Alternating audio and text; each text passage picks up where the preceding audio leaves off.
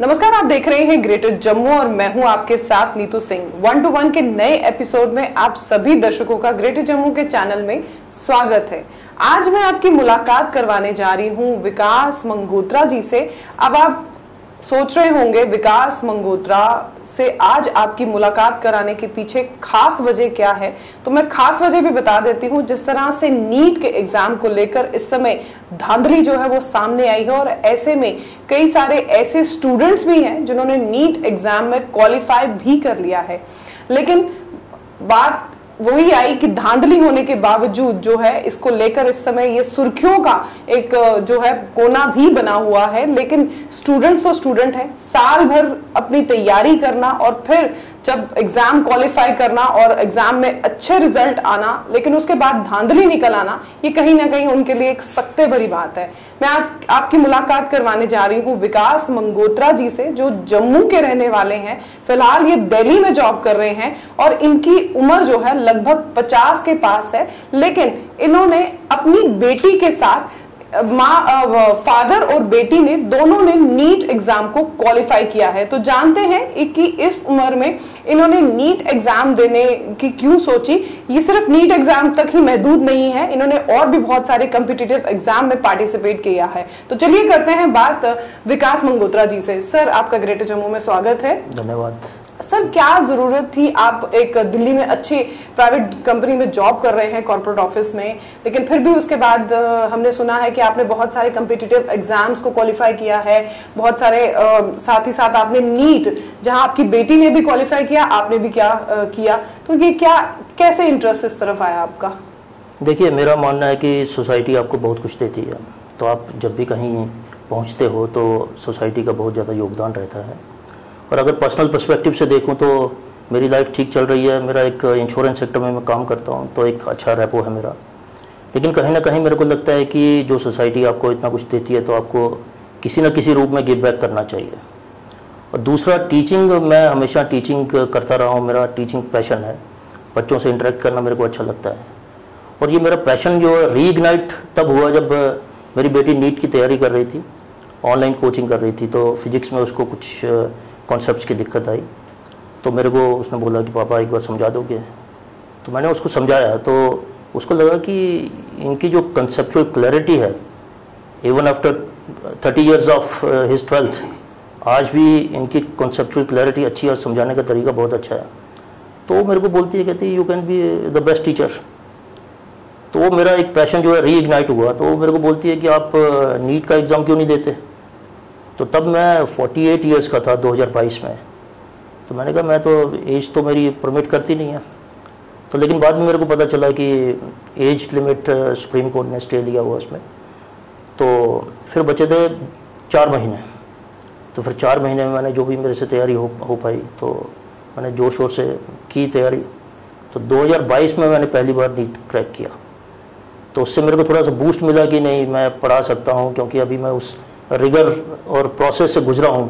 तो मेरे को लगा कि मेरी कंसेप्चुअल क्लैरिटी है और मैं डिलीवर कर सकता हूँ बच्चों को। तो बेसिक पर्पज़ यही था कि अगले कुछ सालों में या नेक्स्ट ईयर से मेरे को बच्चों को गाइड करना है, क्योंकि वहाँ बहुत सारे, मेरे हिसाब से बहुत सारे गैप्स हैं। सर, जैसे आपने कहा कि आपकी एक कंसेप्चुअल जो क्लैरिटी है वो बड़ी ही ठीक है, आपकी बेटी ने भी ये कहा। जैसे देखा जाता है कि नीट के एग्जाम्स के लिए या नीट की तैयारी करने के लिए बच्चे जो हैं एडवांस क्लासेस लेते हैं, क्यों ज़रूरत पड़ती है, जबकि इसके लिए बहुत आजकल तो बहुत कुछ और भी तरीके निकल आए हैं। देखिए, जब तक मैं नीट की तैयारी नहीं किया था या मैं उसमें बहुत ज़्यादा वेंचर नहीं किया था इस फील्ड में, तो मेरे को भी आइडिया नहीं था कि गैप्स कहाँ हैं। इनफैक्ट मेरी अपनी बच्ची जो है वो 11th 12th में आ गई और मेरे को पता नहीं था कि गैप कहाँ छूट गया है कहाँ। तो लेकिन over a period of time मैंने रिसर्च की, लोगों से इंटरेक्ट किया, बच्चों से स्कूल्स में जाके। तो मेरे को लगा कि जो 9th 10th की जो क्लासेस होती हैं बेसिकली वो फाउंडेशन क्लासेस होती हैं, और वहाँ जो पढ़ाया जाता है उसमें क्या है ना, बच्चों को एक मेरे को लगता है गैप है कि बच्चों को जो सब्जेक्ट्स पढ़ाए जाते हैं उनका आगे फ्यूचर कैरियर्स में, जहाँ अपनी फ्यूचर लाइफ में, और उसका रेलिवेंस क्या है ये बच्चों को कहीं बताया नहीं जाता। जैसे फॉर एग्जांपल मैं बताऊं आपको कि नॉन मेडिकल और मेडिकल में इंजीनियरिंग और MBBS रहती हैं, लेकिन और बहुत सारी जॉब्स हैं, जैसे UPSC है, KS है या बैंक PO है। तो उसमें जनरल स्टडीज़ एक बहुत ही इंपॉर्टेंट पेपर रहता है। और वो जनरल स्टडीज़ जो है वो कहाँ से आता है, आपका 6 से 10th तक की जो NCERT की SST की बुक्स हैं वहाँ से आता है। लेकिन क्या होता है कि आप जब 6, 7, 8 में पढ़ रहे होते हैं तो कोई आपको ये नहीं बताता कि इसकी रेलिवेंस क्या है, ये आपको UPSC में काम आएगा या आपको बैंक PO में काम आएगा या SSC में काम आएगा। और खास करके ये न्यूमेरिकल एबिलिटी भी एक टेस्ट रहता है, वो भी 9th और 10th के लेवल का रहता है। लेकिन when you are studying in 9th and 10th तो कोई आपको बताता नहीं इसकी रेलिवेंस क्या है। तो फिर मुद्दा क्या रहता है कि एग्ज़ाम पास करना है, 9th पास करनी है, 9th ख़त्म, 10th में आगे 10th ख़त्म। तो इसलिए बच्चे का ना वो सेंसिटाइज नहीं हो पाते, कैरियर ओरिएंटेशन जो है वो नहीं रहती है। तो फिर क्या होता है कि बच्चे का वो ना इंटरेस्ट जो डेवलप नहीं हो पाता, फिर अल्टीमेटली 11th में आके उनको नए सिरे से फिर से तैयारी करनी पड़ती है। और जब ग्रेजुएशन करते हैं तो उनको फिर से वो 6 से लेकर 10 तक की NCERT की बुक्स पढ़नी पड़ती हैं। तो मेरे हिसाब से अगर वो एक कोलैबोरेशन मतलब एक कोलैबोरेटिव एफर्ट हो कि उसी समय उनको सेंसिटाइज कर दिया जाए। और अगर आप बात करो 11th और 12th की, तो मेरे को लगता है कि अगर बोर्ड्स के साथ साथ आप कॉम्पिटिटिव एग्ज़ाम्स को भी अगर वो वाली चीज़ें भी उसमें इनकलकेट करें तो मेरे हिसाब से चीज़ें काफ़ी आसान हो जाती हैं। और बहुत जो महंगी कोचिंग्स हैं मेरे को नहीं लगता उसकी इतनी ज़्यादा ज़रूरत रहती है। सर, आपने जिस तरह से बात की कि आपने नीट के अलावा और भी बहुत सारे कॉम्पिटिटिव एग्जाम्स में पार्टिसिपेट किया है, तो वहाँ तक कैसे आपका सफ़र रहा? क्या बचपन से ही आप पढ़ाई की तरफ इंटरेस्टेड थे? देखिए, बचपन से मेरे को पढ़ने का इंटरेस्ट है और वेरिड रीडिंग करने का इंटरेस्ट है। Not only my own books, मैं योगा की बुक्स पढ़ता था जब मैं 6वीं में था या 7वीं में था। तो बहुत सारी जनरल नॉलेज की बुक्स तो इंटरेस्ट तो था ही। और बेसिकली मेरा जो 11th-12th में जो सब्जेक्ट्स थे PCM भी थे, मैथ्स और बायोलॉजी दोनों थे जी। तो I was more incline to biology. तो मैंने MBBS का टेस्ट दिया था, मेरे काफ़ी अच्छे मार्क्स आए थे, लेकिन वो डेस्टिनी नहीं थी डॉक्टर बनना। तो then I was selected in engineering. तो इंजीनियरिंग में मतलब मैं सिलेक्ट हो गया तो फिर डेफिनेटली वो ज़िंदगी की डायरेक्शन चेंज हो गई। अब आगे जो भी नौकरी मिलनी है वो तो इंजीनियरिंग के बेस पे मिलनी है। तो फिर 2002 में मैं ओरिएंटल इंश्योरेंस में as a specialist officer select हुआ था। तो उसके बाद फिर बहुत सारे एग्ज़ाम्स मैंने क्वालिफाई किए, गेट किया MTech के लिए। NTPC एक बहुत बड़ी ऑर्गेनाइजेशन है, तो उसमें मेरा सिलेक्शन हुआ। फिर UPSC में मैं इंटरव्यू तक पहुंचा हूँ एक बार। तो मतलब आउट ऑफ पैशन बोल लीजिए, जहाँ मतलब कि मेरे को अच्छा लगता है एग्ज़ाम्स देना, तो वो ऐसे ही मतलब कहीं ना कहीं कोई ना कोई मिलता गया कि ये एग्ज़ाम देते हैं, तो वो एग्ज़ाम्स मतलब ऐसे ही रनिंग में दे दिए।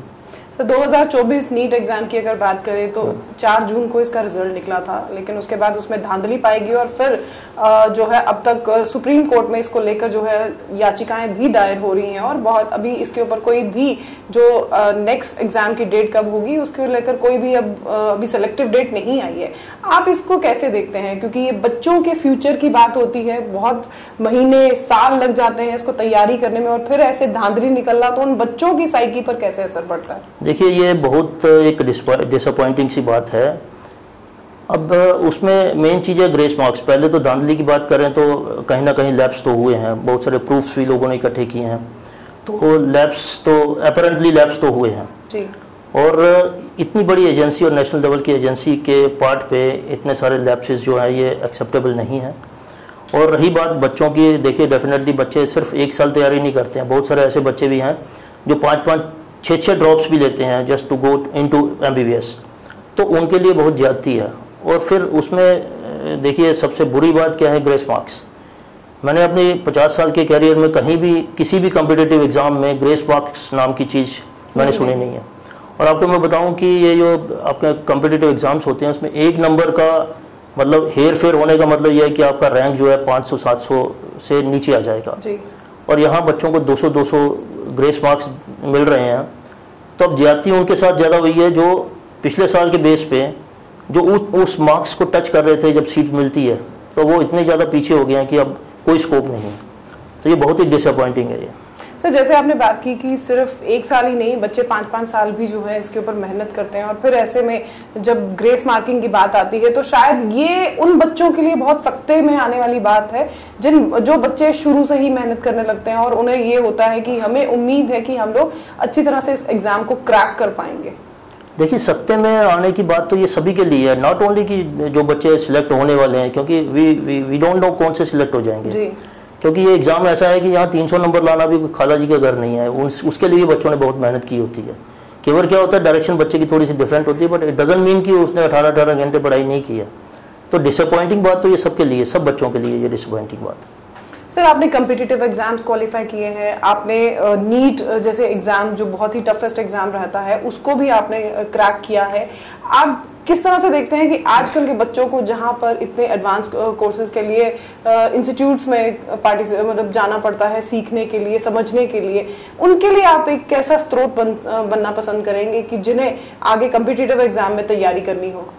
देखो, मेरी एक मतलब पर्सनल विज़न है कि मैंने जैसे आपको पहले बताया कि 9th और 10th पे काम किया जा सकता है। जो फाउंडेशन क्लासेस हैं उसमें बच्चों को सेंसिटाइज किया जा सकता है कि आप ये पढ़ रहे हो, इसकी ज्योग्राफी पढ़ रहे हो, इसकी रेलिवेंस कहाँ कौन कौन से कैरियर में आती है। अब मैथ्स पढ़ रहे हो, अलजबरा पढ़ रहे हो, तो इसका कहाँ आगे फ्यूचर में कौन सी जॉब के लिए आप इसके लिए एलिजिबल हो जाओगे, यही चीज़ पढ़ोगे। दूसरा एक और चीज़ है, देखिए कॉम्पिटिटिव एग्ज़ाम और जो आपका बोर्ड का या क्लास का एग्ज़ाम रहता है उसमें बुनियादी डिफरेंस है।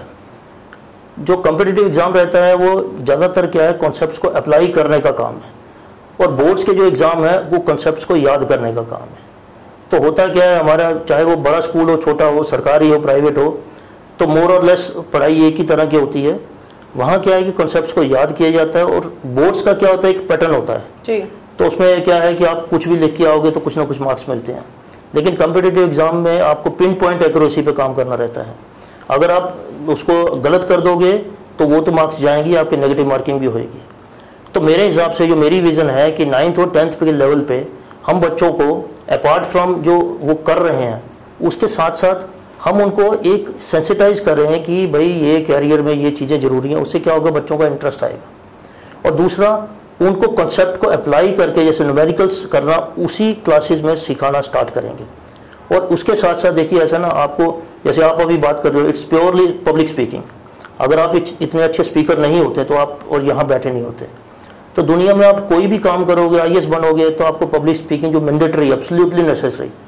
तो बहुत सारे जो खास करके जो क्लास C सिटी के हैं वहाँ के बच्चे शाई रहते हैं, तो हम उस पर भी काम करेंगे। ये मेरी पर्सनल विजन है जी।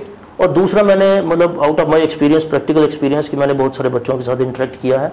खासतौर पर जो मेडिकल के स्टूडेंट्स हैं उनको फिजिक्स का एक हवा रहता है। एक मिथ है कि ये फिजिक्स बहुत टफ है, तो उसका हो सकता है कारण ये भी हो कि टीचर्स कुछ इस तरह से पढ़ाते हो जो बच्चों को समझ ना आता हो। क्योंकि एक मैंने कोट सुनी है कि there are no bad students, there are only bad teachers. तो मैं कैसे कंट्रीब्यूट करना चाहता हूँ कि हो सकता है जम्मू में या नियर बाई एरियाज़ में मैं एक फ़िज़िक्स का एक इंस्टीट्यूट सेटअप करना चाहता हूँ, जिसमें जो भी बच्चों को मतलब कि दिक्कत आती है तो उनको एक अच्छे तरीके से पढ़ाया जाएगा। और मोर ओवर देखो, बहुत सारे लोग कोचिंग, महंगी कोचिंग अफोर्ड करते हैं, और बहुत सारे ऐसे भी लोग हैं जो नहीं करते हैं। तो डेफिनेटली उनको भी हम मतलब सपोर्ट करेंगे। तो इस तरह से मैं कुछ सोच रहा हूँ। सर, 50 की एज में आकर नीट एग्जाम को क्वालिफाई करना, आगे विजन क्या है आपका? ये तो आपने तो एक विजन बताया कि आप बच्चों को आगे बताना, कोचिंग देना चाहते हैं। जो एवरेज स्टूडेंट है या जो बहुत ब्रिलियंट स्टूडेंट है उनको नीट की कोचिंग देना चाहते हैं। बिलो उसके पार्ट आपकी आगे विजन क्या है? आपने आगे अपनी एम क्या सोची हुई है? देखिए ऐसा है कि क्योंकि इतने सारे डेफिनेटली बिल्कुल। देखिए ऐसा है, अभी तो मैं सिंगल हैंडेडली एक मतलब कि चला हूँ, अकेला चला हूँ। तो लोग जुड़ेंगे, काफ़ी लोग जुड़ेंगे। तो अपार्ट फ्रॉम ये नीट या फिजिक्स, देखिए आपने बिल्कुल सही कहा कि मैंने बहुत सारे एग्ज़ाम्स क्वालिफाई किए हैं और मेरे को उसका इंटरेस्ट भी है और मेरे को उसका ज्ञान भी है। तो ये भी हो सकता है over a period of time हम जैसे SI की एग्ज़ाम्स रहते हैं, SSC के एग्ज़ाम रहते हैं, JK SSB के एग्ज़ाम्स रहते हैं, तो उनमें हो सकता है हम मास लेवल पे बहुत नॉमिनल चार्ज करके, जैसे क्वांटिटेटिव एप्टीट्यूड पढ़ा लिया 500 रुपये में, 1000 रुपये में बहुत सारे बच्चों को पढ़ा दिया। तो ऐसा कुछ करने का सपना है। और जो अल्टीमेट एम जो मेरा है वो यही है कि मेरे को सुपर 30 नीट बनाने हैं 30 बच्चे जो इकोनॉमिकली वीक सेक्शन से हैं। सिर्फ जम्मू कश्मीर से ही या बाहर से भी? देखिए ऐसा ना, काम तो पहले अपनी जगह से ही करना पड़ता है जी। क्योंकि आपका जो कर्जा है मातृभूमि का, वो तो आपकी अपनी मदरलैंड से ही स्टार्ट होना चाहिए, क्योंकि वही हकदार ज़्यादा हैं।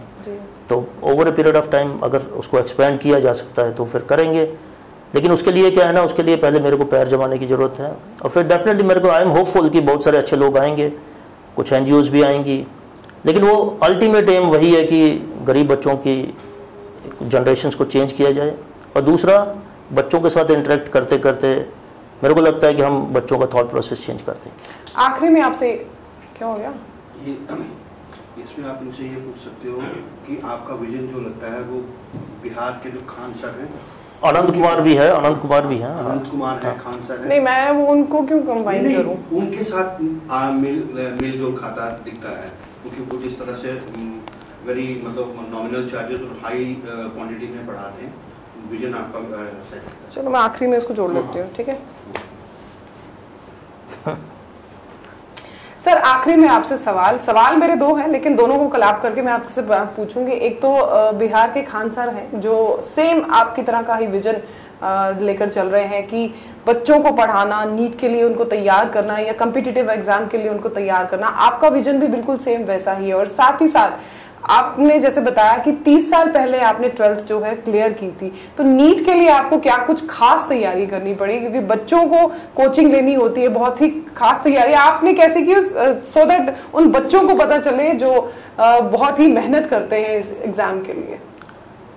देखिए ऐसा है कि एक कहावत है कि मन के हारे हार है, मन के जीते जीत। तो कभी ना कभी मतलब कहीं ना कहीं मेरे को हमेशा से लगता रहा है कि मैं कुछ भी कर सकता हूँ। तो वो चाहे आप इसको ईगोइस्टिक मान लो या सेल्फ एस्टीम मान लो या सेल्फ बिलीफ मान लो। तो एक जोसेफ मर्फी की किताब है पावर ऑफ सबकॉन्शियस माइंड, तो मैं हमेशा से उस पर बिलीव करता हूँ और हम उसको एग्जीक्यूट करते हैं। क्योंकि ये यूपीएससी मैंने दिया था तो मेरी कोई कंपल्शन नहीं थी, और मैं ऐसा नहीं है कि मैं आईएएस बनना चाहता था। तो वो भी एक सर्कमस्टांशियल था, किसी ने मेरे को पोक किया, मेरे को लगा कि मेरे को करना चाहिए and I can do it. तो एक सोशियोलॉजी सब्जेक्ट था, तो मेरे को सोशियोलॉजी का एसबी पता नहीं था, तो स्टिल मैं पहली अटैम्प्ट में उसको मैंने प्रीलिम्स क्वालिफाई किया, जस्ट कि मेरे को यकीन था और मैंने हार्ड वर्क किया। तो करना कुछ नहीं है, आपको देखो ऐसा ना अपना पैशन ढूंढना है। आपको अगर बनना है डॉक्टर, आपको लगता है कि अंदर से आप डॉक्टर हो, तो क्या है ना, आपको सिर्फ मेहनत करनी है और हार्ड वर्क करना है, उसका कोई ऑल्टरनेट नहीं है। आपको यकीन करना है कि नहीं मैं कर दूंगा। सेल्फ बिलीफ जो है ना सबसे इंपॉर्टेंट चीज़ है। बाकी क्या होता है ना, रास्ते बन जाते हैं। आज मैं आपके साथ हूँ तो मैंने सेल्फ बिलीव किया, और आज पूरा मासिस मेरे को देखेंगे तो डेफिनेटली अच्छे लोग भी मेरे साथ आएंगे। तो एग्जाम्पल की वो बिहार के जो खान सर साहब हैं, वो भी आप उन्हीं की तरह क्यों बनना चाहते हैं? नहीं, मैं किसी की तरह बनना नहीं चाहता। उनका विजन भी आप जैसा ही है। देखिए विजन उनका देखो अच्छा विजन है, ठीक है। हो सकता है मैं किसी डिफरेंट मॉडल पे काम करूँ, ठीक है ना, लेकिन देखो उनकी जो नीयत है वो उस पर कोई शक नहीं है, बहुत बढ़िया काम कर रहे हैं। तो अल्टीमेटली देखो सबका ये है कि मेरा भी यही है कि समाज के लिए मैं कितना कंट्रीब्यूट कर सकता हूँ। डॉक्टर साहब थे, आपने डॉक्टर साहब हैं रमेश शर्मा जी, तो ये बहुत हमें प्रोत्साहित करते हैं। कल उनसे बात हो रही थी तो मैं उनको बोल रहा था कि एक बुक का रेफरेंस मैंने दिया कि डाई एम्प्टी। तो डाई एम्प्टी का मतलब यह है कि जब आप कब्र में जाओगे तो आपके पास जो भी ज्ञान है, जो कुछ भी आपने अर्जित किया है, तो you should contribute before you die. तो सिंपल सा मकसद ये है कि मैं एम्प्टी हैंडेड मरना चाहता हूँ, जो ज्ञान अर्जित किया है वो बांटना चाहता हूँ। यस सर, आपका हमारे दर्शकों के साथ इतनी सारा ज्ञान बांटने के लिए धन्यवाद। Thank you very much. तो ये थे 1-to-1 एपिसोड में हमारे साथ विकास मनगोत्रा जी, जिनसे हमने बातचीत करी। 50 की उम्र में इन्होंने आके नीट एग्जाम को क्रैक किया है अपनी बेटी के साथ, और आगे इनका जो एम है वो बहुत ही क्लियर है। आगे जो स्टूडेंट्स हैं, खासकर अगर जम्मू कश्मीर की बात करें तो यहाँ पर जो स्टूडेंट्स हैं जो नीट के एग्जाम को लेकर तैयारी करना चाहते हैं, उन्हें ये पढ़ाना चाहते हैं, ये जो इन्होंने आज तक सीखा है या पढ़ा है वो कंट्रीब्यूट जो है समाज सेवा में देना चाहते हैं, कंट्रीब्यूशन समाज सेवा को देना चाहते हैं, ताकि आने वाले समय में जो बच्चे नीट के एग्जाम के लिए बहुत सारी मेहनत करते हैं या कोचिंग में बहुत सारे पैसे वेस्ट करते हैं या किसी ना किसी तरीके से उन्हें फाइनेंशियल जो है हेल्प नहीं मिल पाती, उन्हें ये आगे बढ़ा सके और साथ ही साथ देश को जो है अपनी जो इनकी भावना है वो समर्पण कर सके। क्या कुछ कहना चाहते हैं इस वीडियो के बारे में कमेंट सेक्शन में कमेंट करके जरूर बताइएगा। तब तक के लिए मुझे दीजिए इजाजत। कैमरामैन अजय जाडू के साथ मैं नीतू सिंह, ग्रेटर जम्मू के लिए धन्यवाद।